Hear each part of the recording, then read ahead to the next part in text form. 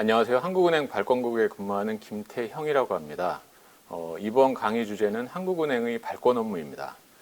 한국은행은 잘 아시다시피 우리나라의 중앙은행인데요. 중앙은행은 세 가지 고유의 기능이 있습니다. 정부의 은행, 은행의 은행, 발권은행. 이 세 가지 기능 중에서 오늘 제가 중점적으로 설명드리려고 하는 부분은 발권은행 부분이 되겠습니다. 그 순서는 먼저 한국은행의 발권 업무 개요를 쭉 설명드리고요. 그 다음에 화폐 관련해서 최근 이슈, 그다음 마지막으로 여러분이 저희 본점에 있는 화폐 박물관에 가시면 주목해서 보셔야 될 만한 화폐, 그리고 기타 참고사항, 이렇게 세 부분으로 나눠서 설명을 드리겠습니다. 먼저 한국은행의 발권 업무입니다. 먼저 화폐의 일생을 설명드리겠습니다. 화폐는 한국조폐공사에서 만들고요. 그 다음에 한국은행에서 발행을 한 다음에 시중에서 유통이 되다가 저희 한국은행으로 다시 환수돼서 보관을 한 후에 정사를 한 다음에 쓸 수 없는 화폐는 폐기가 되는 그런 과정을 거치게 되는데요. 저 표가 약간 복잡하게 그려져 있는데 잘 찬찬히 보시면 이해하실 수 있습니다. 제일 처음에 한국조폐공사에서 화폐를 만들어 가지고 저희 한국은행에 이제 그 납품, 저희는 납품이라고 하는데 한국은행에 싣고 옵니다.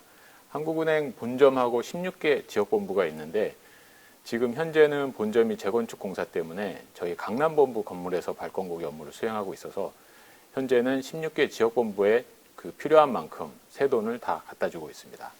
저희가 그렇게 돈을 받게 되면 이제 은행들이 그 필요한 현금을 저희한테 찾아가 가지고 여러분들하고 거래를 하게 됩니다.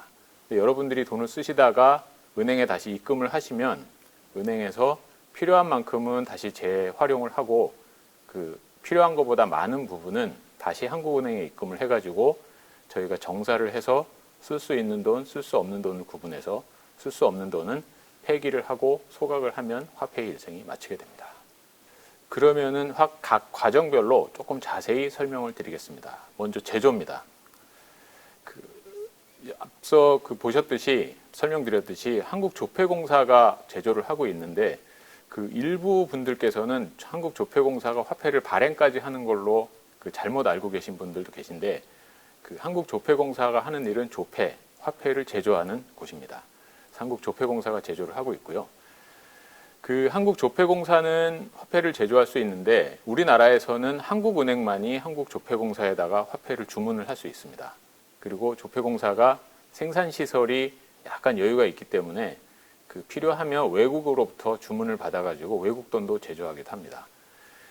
그 우리나라의 경우에는 한국은행이 조폐공사에 유일하게 화폐를 주문할 수 있는 수요처고요.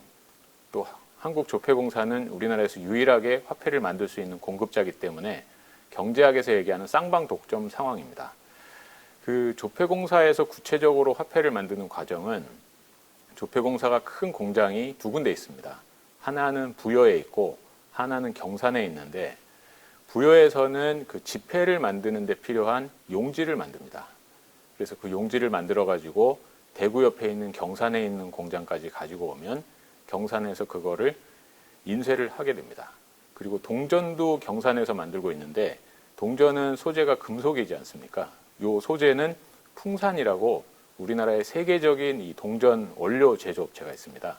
거기서 그 원료를 사가지고 와가지고 경산 공장에서 그 압인기로 꽝 눌러가지고 동전을 만들고 있습니다. 작년에 저희가 그 화폐를 만들고 조폐공사에다가 지급한 화폐 제조 비용이 1,083억 원입니다. 그 꽤 큰 돈인데요. 사실은 이게 예전에 비하면 많이 줄어든 겁니다. 예전에 2000년대 중반 이럴 때는 2천억 원이 넘을 때도 있었거든요. 근데 요즘은 이제 그 현금들을 좀 많이 안 쓰셔가지고 옛날보다 화폐 제조량이 좀 줄어가지고 금액이 많이 줄었습니다. 이 1,083억 원 중에 지폐를 만드는데 901억 원, 동전을 만드는데 182억 원을 썼는데 그 지폐 저희가 작년에 그 주문한 액면 가치가 17조 5천억 원 정도 됩니다. 그러니까 한국은행 입장에서는 17조 5천억 원을 901억 원 주고 사온 거죠. 그 동전 같은 경우에는 75억 5천만 원 정도 저희가 액면 가치를 납품을 받았는데 그 75억 5천만 원을 납품받기 위해서 182억 원을 지급을 했습니다. 그러니까 액면 가치보다 그 제조 비용이 사실 조금 더 들어간 그런 상황이 되겠습니다. 자, 조폐공사에서 제조를 해서 한국은행에 납품을 하면 저희가 이제 발행을 하게 되는데, 발행은 여러분하고 은행의 관계랑 똑같다고 보시면 되겠습니다. 아까 말씀드렸을 때 중앙은행이 은행의 은행 기능이 있다고 했는데, 그 은행들이 한국은행에 계좌가 있습니다. 그래서 은행이 현금이 필요하면 그 계좌에 있는 잔액 중에 일부를 현금으로 찾아가겠다고 저희한테 신청을 하게 됩니다. 그러면 저희가 그 신청에 맞춰서 현금을 내주는데, 한국은행은 은행의 은행이기 때문에 개인하고는 거래를 하지 않습니다. 그래서 한국은행하고 거래할 수 있는 기관은 은행, 우체국, 새마을금고중앙회, 신협중앙회 뭐 이런 정도가 되고요. 작년에 하루에 평균 저희가 그 은행 등에 발행한 금액이 1,454억 원입니다. 그 제가 오늘 계속 엄청난 숫자를 얘기해가지고 감이 잘 안 오실 것 같긴 한데, 그 저희가 다루는 금액이 워낙 크다 보니까 그렇고요. 이 1,454억 원 중에 물론 이거는 이제 그 지폐랑 동전이 다 합쳐진 금액인데, 그 지폐만 양으로 따지면 하루에 763만 장인데, 혹시 보셨을지 모르겠는데 만 장이 이 지폐를 이렇게 100장짜리가 한 다발, 그 100장짜리가 10개, 그게 10개 있는 요만한 비닐 포대가 있습니다. 그런 포대 한 개가 만 장인데, 그런 포대가 763포대 정도 매일 나갔다는 말씀입니다. 763포대면 어느 정도 되냐면 그 포대 하나가 한 10kg 정도 되고, 그 10톤 화물차에 저게 한 1000포대 내외 정도 실리거든요. 그러니까 거의 한 7톤, 8톤? 여러분 흔히 보시는 그 이삿짐 트럭 큰 거, 그거 거의 하나 가득 정도 지폐가 매일 한국은행 밖으로 나갔다고 생각하시면 되겠습니다.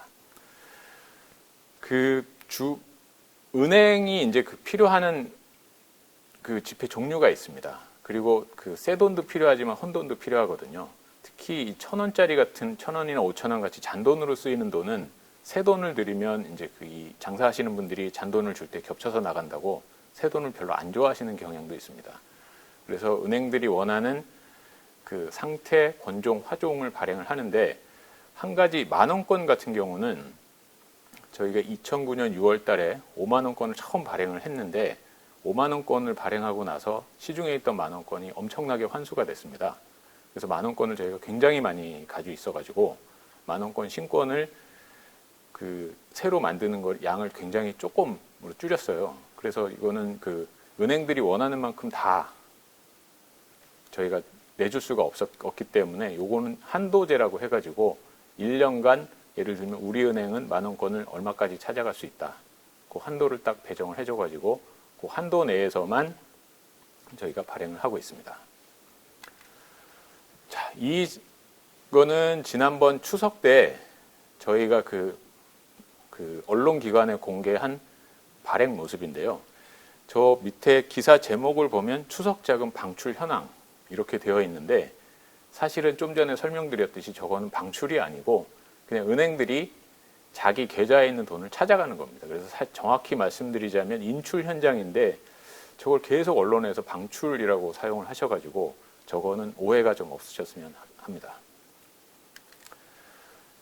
자, 한국은행에서 이제 발행이 됐으면 시중에서 유통이 되다가 다시 한국은행에 입금이 되는데, 이거를 저희는 환수라고 부르고 있습니다. 여러분들이 은행에 입금할 때는 ATM에 가서 뭐 낱장 단위로 몇십 장, 뭐 창구에서 뭐 한 다발, 두 다발 이렇게 입금을 하실 텐데, 아까 발행 때 말씀드렸듯이 그 저희는 워낙에 많은 금액을 다루고 있기 때문에 그렇게 낱장 단위로는 입금을 받을 수가 없고, 그래서 지폐 같은 경우는 1000장 단위, 동전 같은 경우는 그 헝겊 자루 단위로 저희가 입금을 받고 있습니다. 뭐 입금할 수 있는 기관도 마찬가지로 한국은행에 계좌가 있는 은행, 우체국 뭐 이런 곳들이고요. 작년에 일평균 입금된 게 583억 원입니다. 그러니까 발행보다 입금이 상당히 적었죠. 주로 이제 5만 원권이 발행된 다음에 잘 입금이 안 된 영향이 큰데, 입금된 것 중에서 지폐는 그 496만 장 정도 돼서 아까 말씀드린 발행보다는 좀 작고요. 뭐 10톤 트럭의 한 절반 정도라고 생각하시면 되겠습니다. 그 기사에서 가끔 보셨을 수도 있는데, 5만 원권이 환수율이 낮습니다.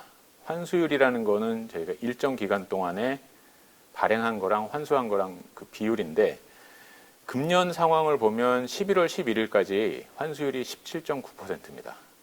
그러니까 금년 중에 5만 원권이 100이 나갔으면 한국은행에 다시 들어온 게 18% 정도라는 얘기죠. 그럼 나머지 82%는 시중에 있는 겁니다.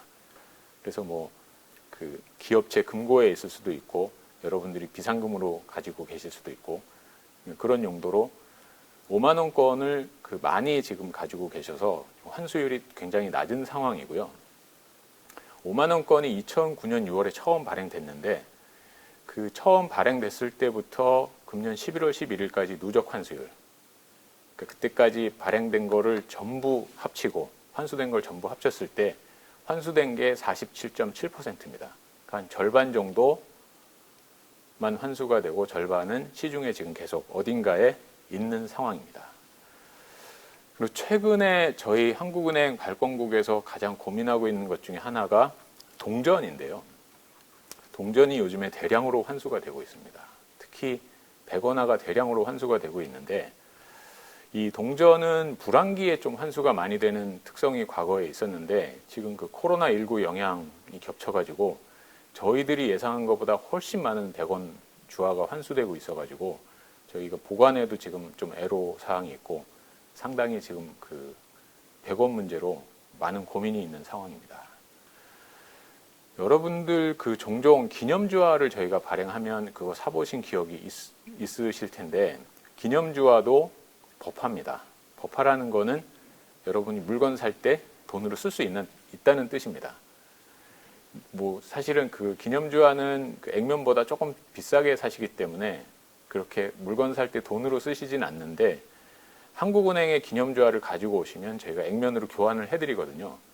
근데 이 불황기가 되면은 기념주화도 많이 갖고 오세요. 한국은행 창구에. 그래서 기념주화도 많이 쌓이고 있는데, 기념주화는 최근에는 뭐 그렇게 우려할 정도는 아니고, 다만 100원짜리 동전이 많이 환수가 되고 있어서 지금 그 부분은 저희가 조금 많이 고민을 하고 있는 상황입니다.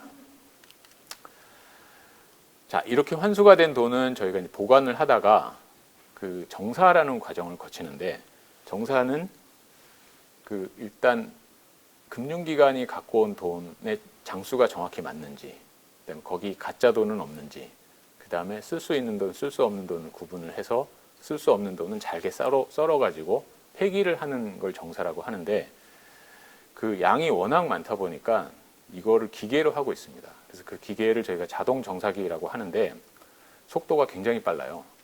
그래서 그 속도 성능에 따라서 뭐 중속, 중고속, 고속, 초고속 이렇게 분류를 하고 있는데, 처리 능력이 보면 초당 중속은 한 13장 이상, 초고속은 33장 이상 정도 되는데, 지금 저희 강남본부에 잠깐 가 있는 발권국 기준으로 말씀드리면 저 자동정사 업무를 하는 팀이 2개가 있습니다. 그래서 각 팀마다 저 자동정사기가 5대씩 있는데, 저 기계를 동시에 돌리면 소음이 엄청납니다. 뭐 어쩔 수 없는 게 워낙에 빠른 속도로 돌아가면서 판별을 하고 못 쓰는 돈은 잘게 잘라버리기 때문에 소음이 어쩔 수가 없습니다. 그리고 저런 기계가 없이 사람이 다 저거를 일일이 손으로 샌다고 하면 굉장히 많은 사람이 필요합니다. 근데 그 시중은행에서 이제 금융기관에서 입금하는 돈 중에는 저 기계에 넣을 수 있는 깨끗한 돈도 있는데, 여러분 그 복사기나 이런데 예를 들면 뭐 스카치 테이프가 붙은 종이를 복사지 안에 들어있다 그러면 걸리잖아요. 돈도 똑같습니다. 그래서 많이 찢어지고 이래서 스카치 테이프가 붙었거나 뭐 다른 종이로 덧댔거나 이런 종이는 저 기계에 투입을 하면 걸리기 때문에 기계에 투입을 못하고 저희 그 숙련된 직원이 손으로 저거를 세게 됩니다. 그런데 손으로 셀 때 그 기준 물량이 한 사람이 하루에 10,000원권 기준으로 1억 2천만 원을 셉니다. 근데 저거는 그냥 세기만 하는 것이 아니라 아까 말씀드렸듯이 세면서 기본적으로 못 쓰는 돈들을 다 그렇게 구분해 오는데, 그 중에서 그래도 쓸 수 있는 돈을 구분해내고 장수가 맞는지 위조지폐는 없는지 이런 걸 다 구분해서 못 쓰는 돈들은 따로 구분을 해가지고 나중에 별도로 폐기 절차를 밟게 됩니다. 자, 이게 이제 화폐 정사고요. 마지막으로 이제 보관 업무가 있는데, 그 아까 처음에 그 큰 그림에서 보셨을 때 조폐공사에서 이제 돈을 만들어서 한국은행에 납품을 하면 저희가 금고에 보관을 하게 되는데, 뭐 그것도 보관을 하고 그 금융기관들이 좀 남는 현금을 한국은행에 입금했을 때 그 현금도 금고에 보관을 하게 됩니다. 그래서 한국은행 금고에는 기본적으로 현금이 가장 많습니다. 그 다음에 저희 한국은행 각 부서에서 일을 하다 보면 중요한 문서들이 있어요. 뭐 외국 기관하고 계약을 했다든지 그런 중요 문서들 또 저희가 보관을 하고 있고요. 그리고 한국은행이 정부의 은행이기 때문에 정부의 중요 문서나 귀중품도 정부에서 의뢰하면은 보관을 할 수가 있습니다. 그 금고는 보안이 굉장히 철저한데 저희가 이 금고 구역은 외부에 공개한 적이 없기 때문에 뭐 자세히 설명을 드릴 수는 없지만 저희 내부적인 원칙은 금고에 들어갈 때는 항상 2명이 들어갑니다. 그리고 2명이 들어가고 금고가 그 학교 교실 내지 학교 강당까지는 아니어도 교실보다는 훨씬 크기 때문에 중간에 기둥도 있거든요. 그래서 기둥 같은 게 있을 때는 그 항상 서로 보이는 위치에 있도록 2명이 들어가서 뭐 금고에 있는 현금이 맞는지 현금을 옮길 때 금고에 들어가면 항상 2명 이상이 들어가고 항상 서로 보이는 위치에 있도록 이렇게 운영을 하고 있습니다. 이 한국은행이 금고에 돈을 보관하다 보면 지역에 따라서 어디는 돈이 좀 많고 어디는 돈이 좀 모자라고 이런 상황이 발생할 수 있습니다. 그럴 경우에는 저희가 그 남는 데서 모자라는 대로 돈을 보내주는데, 그 제주도 지역이 뭐 약간 특이한 것은 지금은 이제 외국 관광객이 좀 안 와가지고 상황이 좀 덜하긴 한데, 제주 지역은 보통 저희가 가서 지폐를 가지고 가서 지폐를 쓰고 동전을 잔돈으로 받아서 동전을 그냥 가지고 육지로 나옵니다. 그래서 제주는 전통적으로 지폐는 좀 남고 동전은 좀 부족하기 때문에 저희가 동전을 계속 공급을 해주고 남는 지폐는 계속 가지고 오고, 그래서 제주도에 그렇게 현금이 왔다 갔다 하는 경우가 있습니다. 자, 여기까지가 저희 발권 업무 그 순서별로 다 설명을 드렸고요. 그 다음에 화폐 관련 이슈를 몇 가지 설명드리겠습니다. 자, 화폐 관련 이슈 첫 번째는 중앙은행 디지털 화폐인데요. 요즘에 언론에서 보도도 많고 정치권에서 중앙은행 디지털 화폐에 대한 그 주장이나 논쟁도 많습니다. 중앙은행 디지털 화폐는 뭐 용어 그대로 중앙은행이 발행하는 디지털 화폐입니다. 디지털 화폐를 뭐 아시는 분도 계시겠지만 뭐 여러분들이 쓰시는 것 중에는 예금, 선불카드, 네이버페이 이런 거를 디지털 화폐라고 할 수 있습니다. CBDC는 이 네이버페이 같은 거랑 유사한 형태의 디지털 화폐를 중앙은행이 발행하는 겁니다. 그게 중앙은행 디지털 화폐인데요. 그 한동안 비트코인, 이더리움 이런 거를 그 화폐로 뭐 얘기를 하고 가상화폐, 뭐 암호화폐 그렇게 얘기를 했었는데, 그 화폐라는 것은 일단 그 가치 저장을 할 수 있어야 되고 거래의 매개여야 되고 회계 단위로 쓰일 수 있어야 됩니다. 그런데 비트코인이나 이더리움은 가치 변동성이 워낙 커가지고 이게 거래의 매개가 될 수가 없습니다. 예를 들면 지금 비트코인이 뭐 몇 천만 원 정도 하는 것 같은데 누가 있어가지고 그걸로 자동차를 샀다. 그러면 그 비트코인을 받은 사람이 그걸 또 다른 거 사는데 써야지 화폐로서 기능을 하는 건데, 지금 비트코인이나 이더리움은 그런 목적이 아니라 가지고 있으면 값이 오를 걸로 생각을 하는 투자 자산이기 때문에 이거는 화폐로 보기는 어렵고요. 그래서 암호 자산이라고 그 뭐 중앙은행들 모임이나 이런 국제기구나 이런 데서는 암호 자산으로 지금 부르고 있고, 이거는 화폐로 볼 수는 없다는 거는 알고 계셔야 될 것 같고요.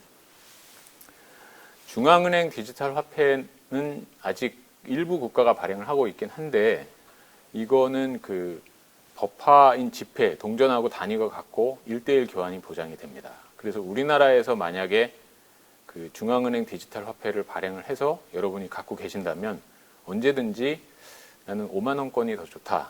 그러면 한국은행이든 그 뭐 다루는 기관에 가서 교환을 해달라고 하면 교환을 받으실 수가 있습니다. 외국의 도입 현황을 보면 현재 도입한 나라가 보시듯이 바하마, 동카리브, 나이지리아. 뭐 우리나라가 그렇게 본받고 따라갈 만한 나라는 아닙니다.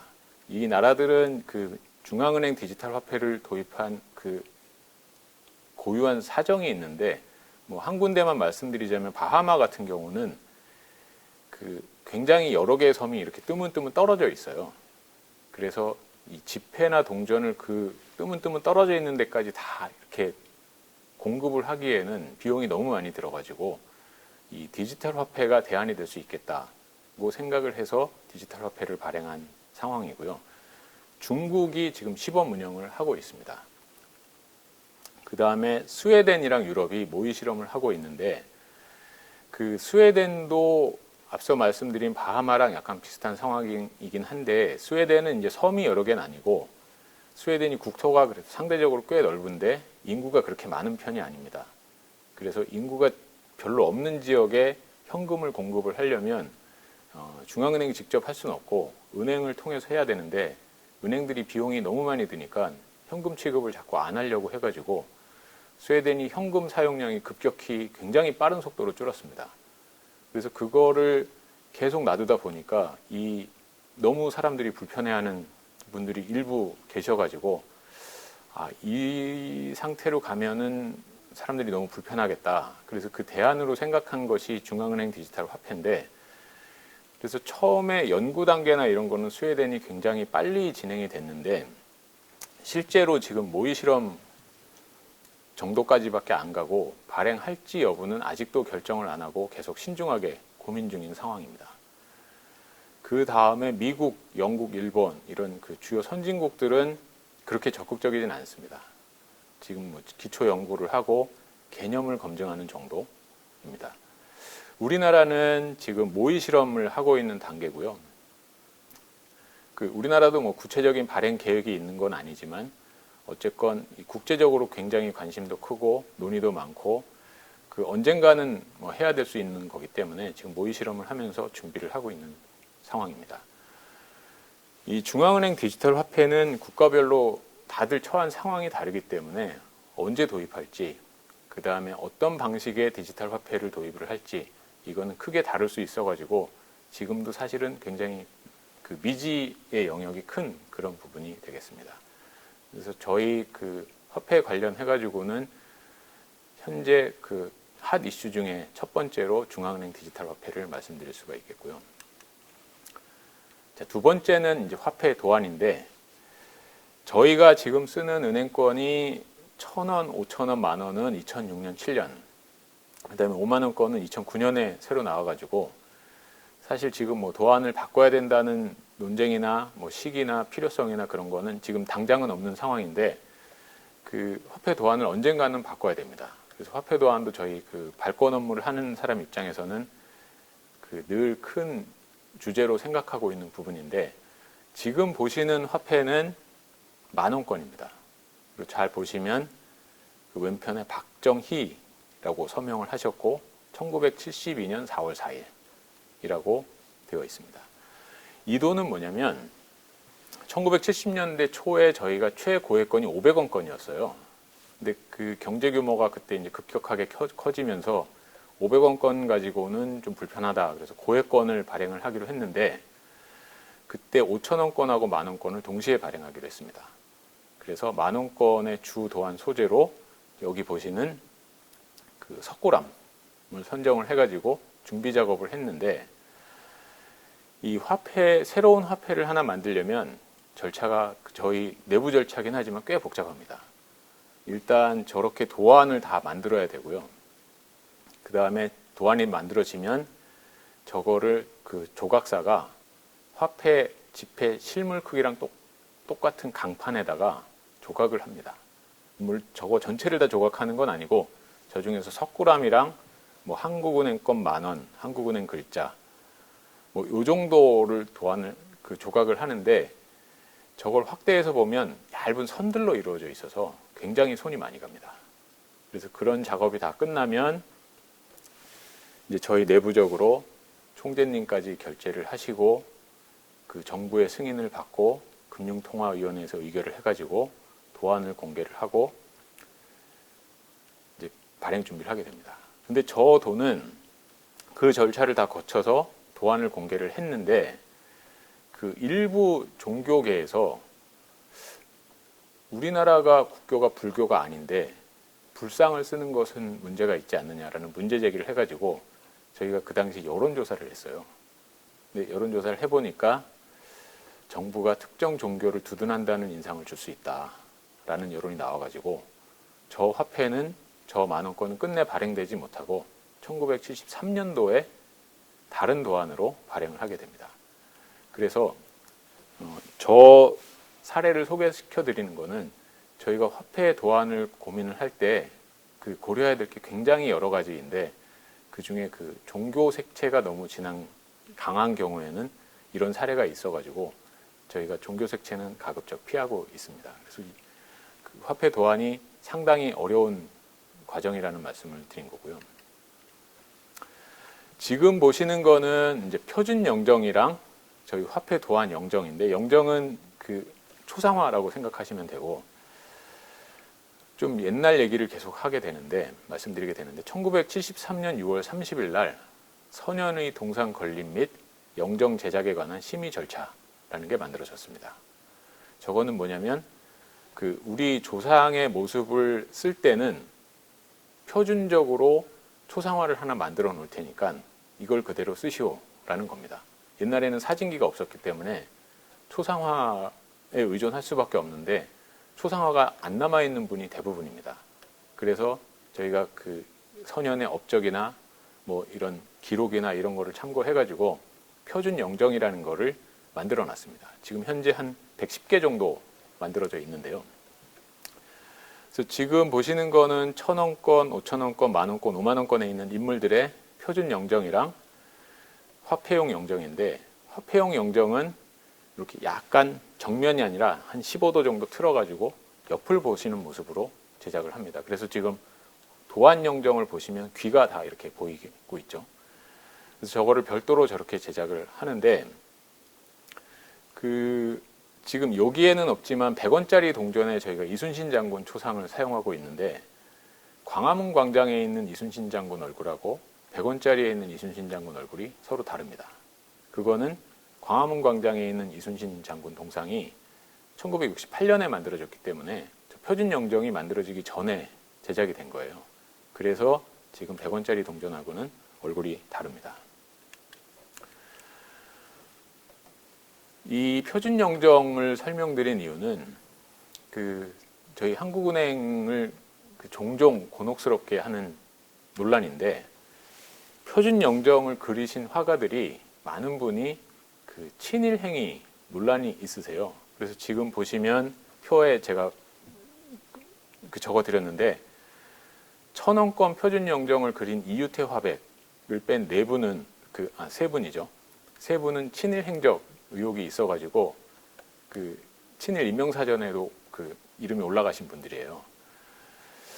그래서 표준 영정 자체가 친일파가 그렸다는 논란이 있고 그 화폐 도안 영정은 보시면 그 5만원권이랑 5천원권은 이종상 화백이 그리셨고 만원권은 김기청 화백이 둘 다 그리셨습니다. 1,000원권도 이유태 화백이 둘 다 그리셨고 100원도 장우성 화백이 둘 다 그리셨고 그래서 사실 화폐 도안 영정 자체를 도안 영정을 그리신 분 중에 친일 논쟁이 있는 분은 김기창 화백이랑 장우성 화백 두 분인데 가끔 광복절이나 이럴 때 언론에서 그냥 저런 거 구분 없이 다 친일 의혹이 있다 이런 식으로 보도를 해서 그 재작년엔가 이종상 화백께서 저희 쪽에 노발대발 연락을 하신 적이 있습니다. 그래서 한국은행에서 도대체 언론사에다가 정보를 어떻게 제공했길래 이런 보도가 나오느냐 그래서 가서 설명도 자세히 드리고 했는데 이종상 화백님은 지금 생존해 계시고 1938년생이세요. 그래서 일제강점기 때 사실 그 아동이었기 때문에 친일하고는 전혀 관계가 없고요. 그 다음 슬라이드를 보시면 이제 제목이 문체부가 이순신 정부 표준영정 해제 심의 중 지난해 6월 신청 이렇게 돼 있는데 그 잠잠했던 논쟁이 작년에 다시 한번 불거져 가지고 이순신 장군 표준 영정이랑 화폐용 영정을 그린 그 장우성 화백이 친일 행적이 있고, 또 하나는 지금 저 표준 영정상의 복식이 저 당시 복식이 아니다라는 고증이 있어가지고 저거를 그 해제를 심의 중인데 아직까지 결론은 나지 않았습니다. 그래서 저 화폐 표준 영정이 교체가 되면 저희도 화폐 그 도안을 바꿔야 되는 거를 심히 고려해봐야 되는 그런 상황이 되겠습니다. 지금 보시는 거는 세종대왕인데, 저희가 그 화폐 도안 임무를 바꾸거나 하려고 여론조사를 해보면 부동의 1위가 세종대왕입니다. 세종대왕이 화폐에 참 많이 등장하셨는데, 제일 왼쪽에 보시는 모습은 1960년 8월 15일 날 1000원권을 저희가 발행을 했을 때 최초로 화폐에 등장하신 모습입니다. 근데 세종대왕이 이 기록을 보면 1397년에 태어나셔가지고 1450년에 돌아가셨어요. 만 53세까지 생존을 하셨는데, 지금 저 모습은 좀 많이 그 나이가 많이 들어 보이시는 모습이죠. 그 다음 버전이 1965년 8월 14일 날 발행하기 시작한 100원권에 등장한 모습인데, 저 모습도 약간 나이는 들어 보이시고요. 그 다음에 드디어 1973년 그 표준영정 제정 이후에 발행된 1979년 6월 15일부터 발행한 만원권에 등장하는 세종대왕의 모습입니다. 이거는 표준영정을 기초로 했기 때문에 저희가 세종대왕을 화폐에다가 그 초상을 쓸 경우에는 앞으로 계속 저 모습으로 쓰게 됩니다. 이거는 지금 저희가 쓰고 있는 만원권에 있는 세종대왕의 모습이고요. 지금 보시는 분은 세종대왕 초상을 그린 김기창 화백의 사진입니다.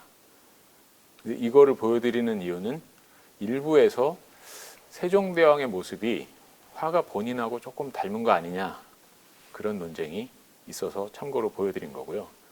또 하나는 1000원권 퇴계 이황 선생 초상을 그린 이유태 화백 모습인데요. 이 이유태 화백이랑도 좀 많이 닮았다는 논쟁이 있고, 뭐 제가 어렴풋이 전에 듣기로는 퇴계 이황 선생 가문에서는 이황 선생님이 저렇게 야윈 모습이 아니다, 뭐 그런 얘기도 들은 바가 있었습니다. 지금 보시는 은행권은 일본에서 현재 쓰고 있는 5,000엔권인데 여성이죠. 우리나라도 5만원권의 여성이 드디어 등장을 했습니다. 일본 5,000엔권의 여성이 있는데, 저 여성은 이름은 히구치 이치요라는 여성이고 소설가입니다.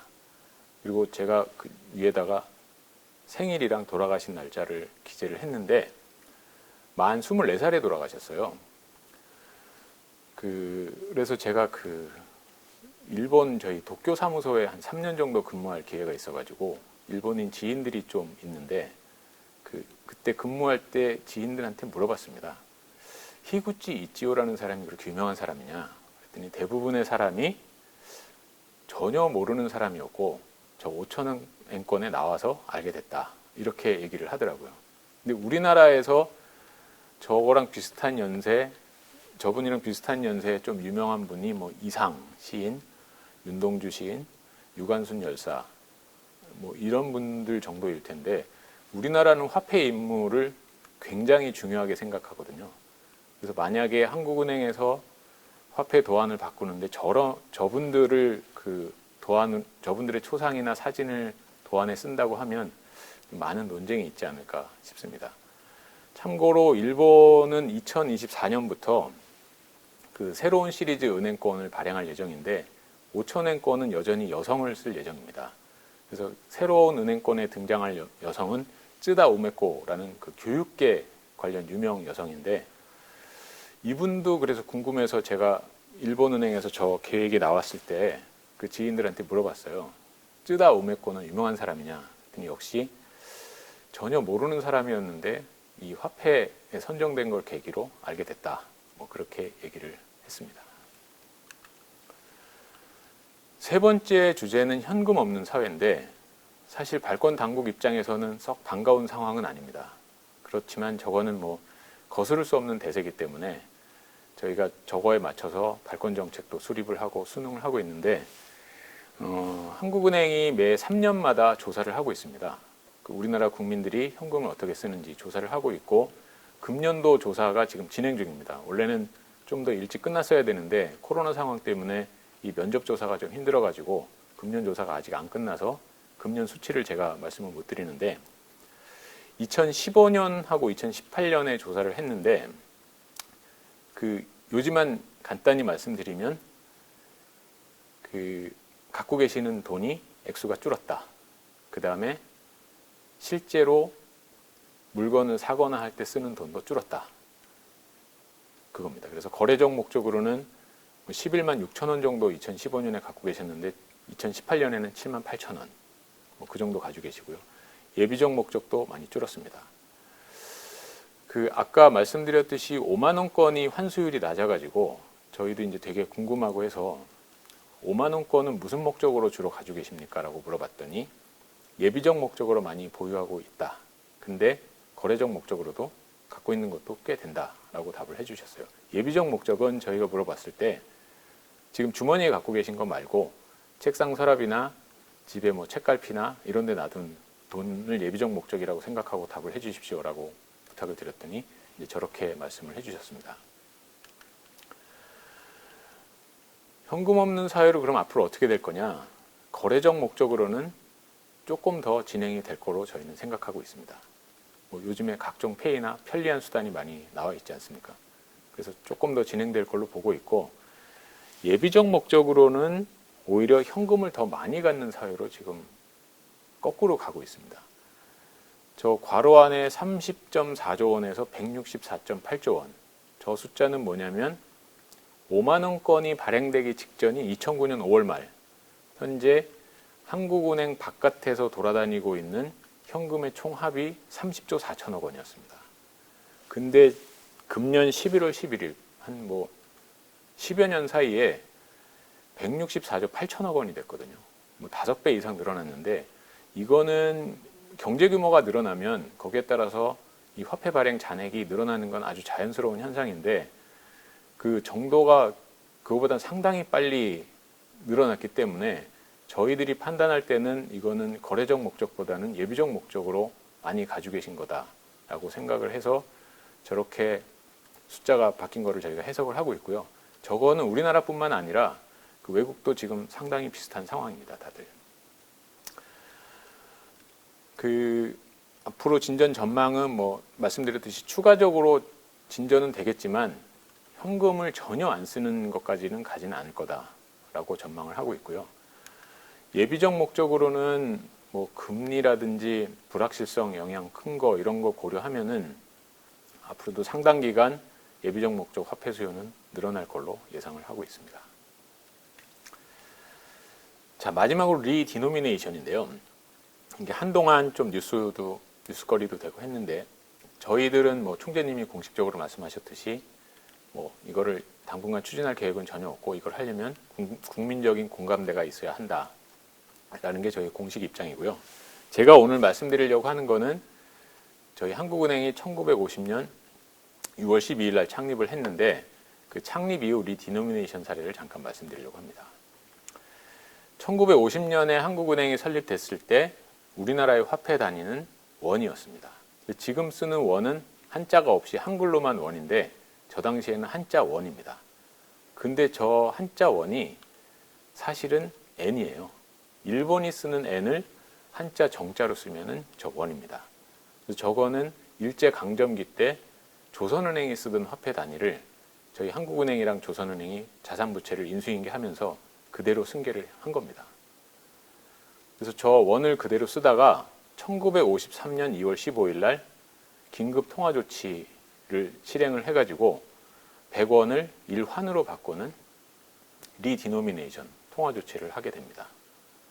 그렇게 해서 환을 계속 쓰다가 1962년 6월 10일 날 다시 한번 통화 조치를 해서 10환을 1원으로 바꾸는 통화 조치를 해서 지금 현재 우리가 쓰고 있는 원을 쓰고 있는 겁니다. 여러분들 쓰신 적도 없고 보신 적도 거의 없으시겠지만 그 1원은 100전으로 분할이 된다 이렇게 돼 있거든요. 그러니까 전이라는 단위가 지금도 있기는 있습니다. 그 전 은행권도 있고요.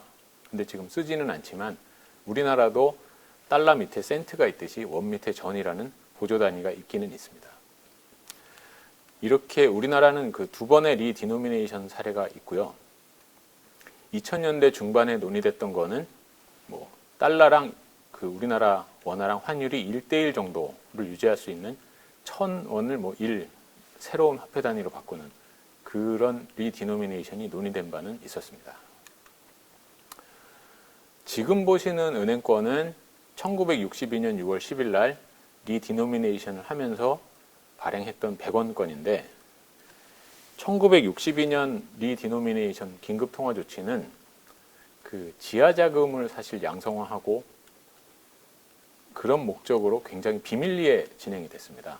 그래서 저 100원권도 지금 화면에는 잘 안 보이시겠지만 기회가 있으시면 찾아보시면 저 가운데 여백에 한국조폐공사 제조라고 돼 있는데 사실은 조폐공사에서 만든 건 아니고 외국 조폐기관에서 비밀리에 만들어서 수입을 한 은행권인데 자세히 보시면 저 패자가 여이어야지 되는데 어이로 돼 있습니다. 그래서 저거를 비밀리에 굉장히 급하게 만들다 보니까 이렇게 화폐에서 사실 오자가 있다는 거는 말이 안 되는 일인데 저 당시는 상황이 워낙 급박하고 비밀리에 하다 보니까 저런 실수가 있기도 했었습니다.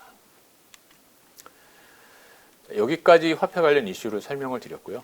그 다음에는 여러분들이 화폐 박물관이나 주변에 이렇게 뭐 기회가 있으시면 좀 이야기거리가 있는 화폐 같은 걸 몇 가지 소개해 드리겠습니다.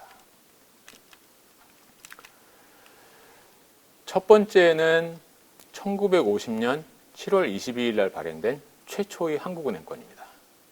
저기 있는 인물은 이승만 대통령이고요.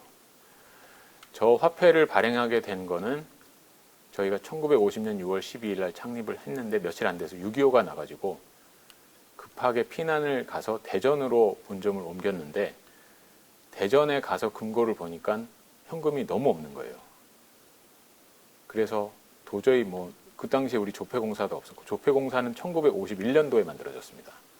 그래서 방법이 없어서 자존심이 상하지만 일본 대장성에 의뢰를 해가지고 저 1000원권을 만들었습니다.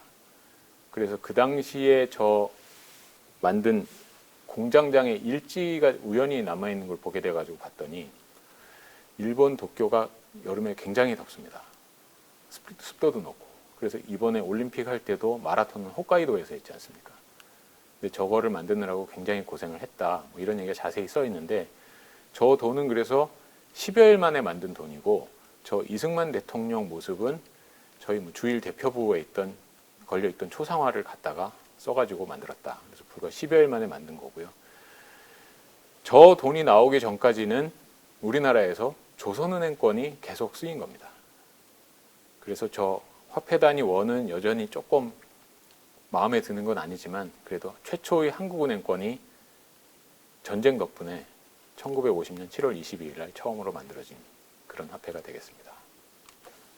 그 다음 집회에도 이승만 대통령이 등장을 하는 집회인데 이승만 대통령은 1948년부터 1960년까지 대통령으로 재임을 하셨고요.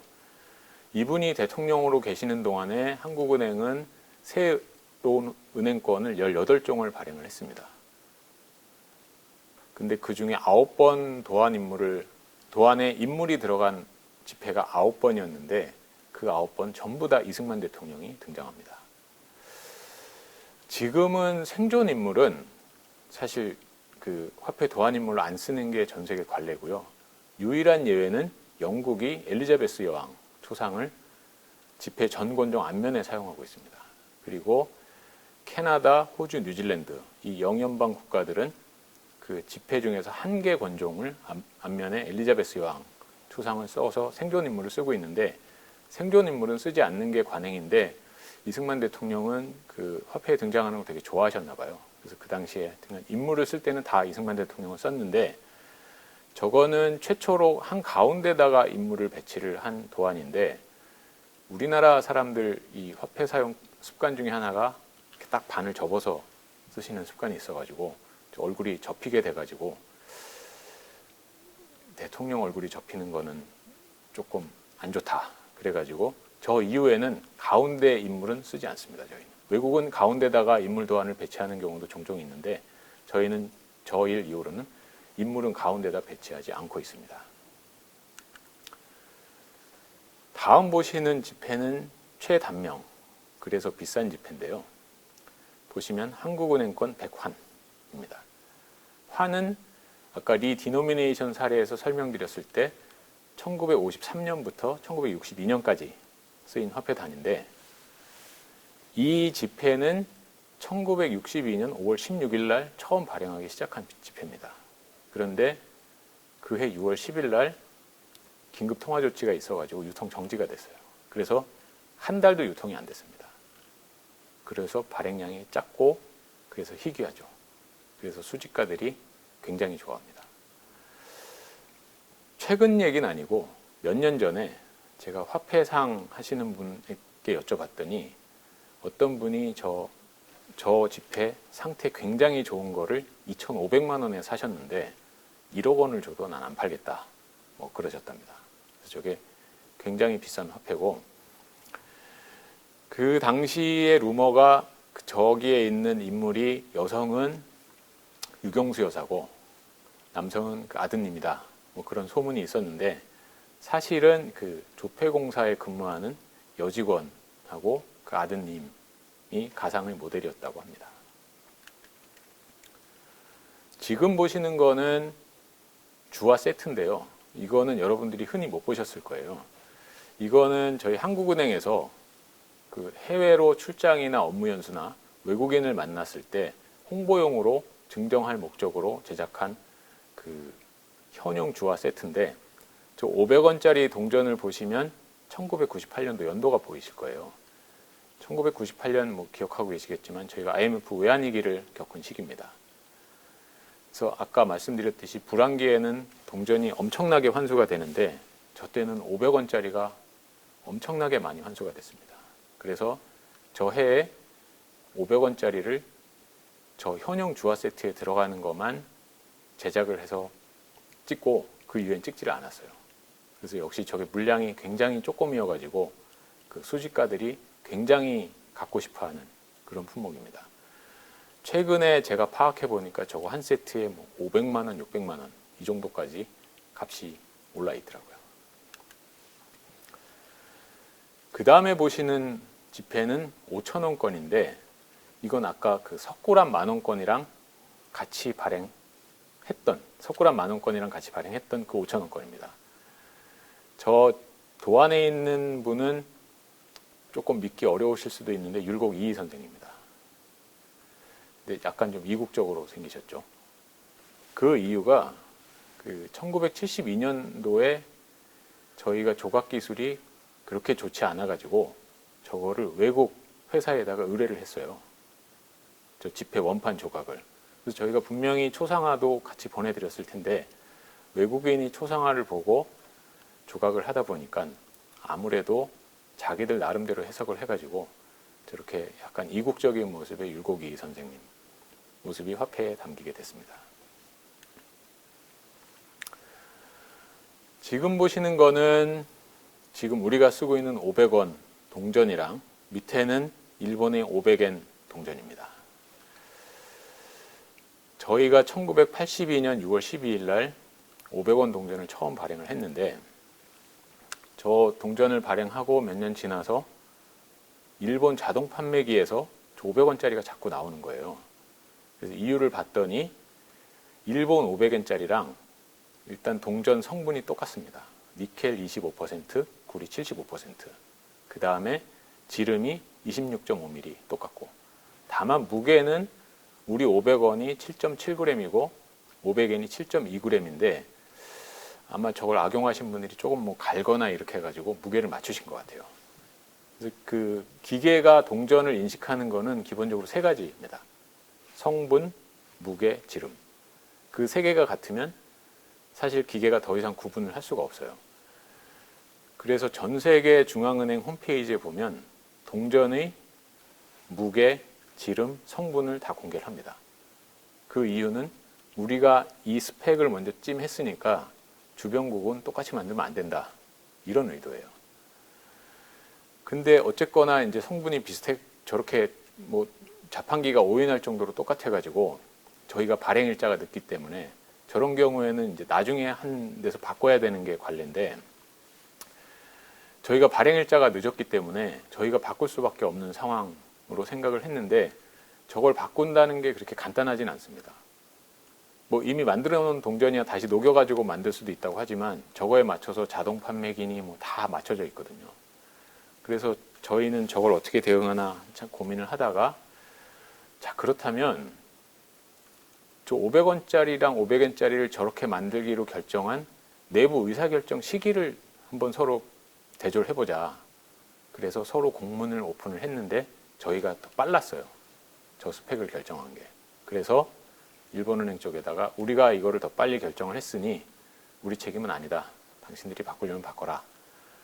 그래서 결국 일본은행에서 이제 별다른 더 이상 문제 제기는 하지 않았고, 그 자판기에서 나오는 것도 뭐 초기에 조금 많이 나오다가 그 문제가 된 다음부터는 많이 나오지 않아가지고, 일본은 저 동전을 2000년까지 쓰다가 2000년 8월 1일 날 그 성분에다가 아연까지 합치는 걸로 성분을 바꿔가지고 새로운 500엔화를 발행해서 지금 쓰고 있습니다.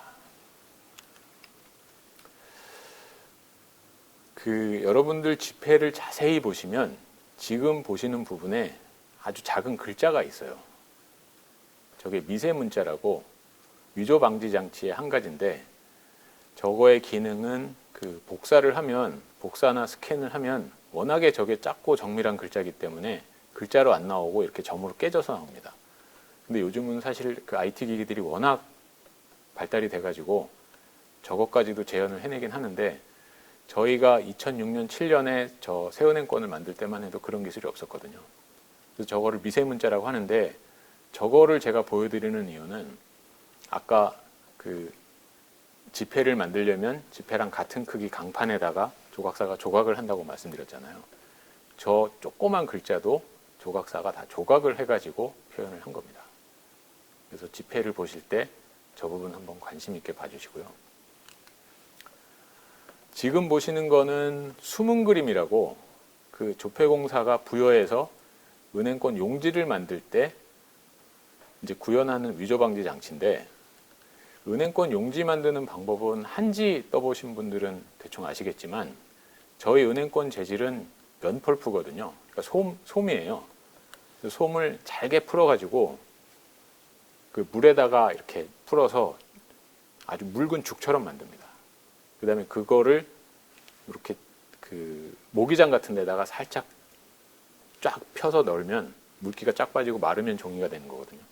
그거를 넣을 때 그 모기장에다가 뽑기 할 때 찍는 것처럼 이렇게 모양을 만들면 저런 숨은 그림이 구현이 됩니다. 요새 그 드라마 오징어 게임에 나오는 달고나랑 같은 이치라고 생각하시면 됩니다.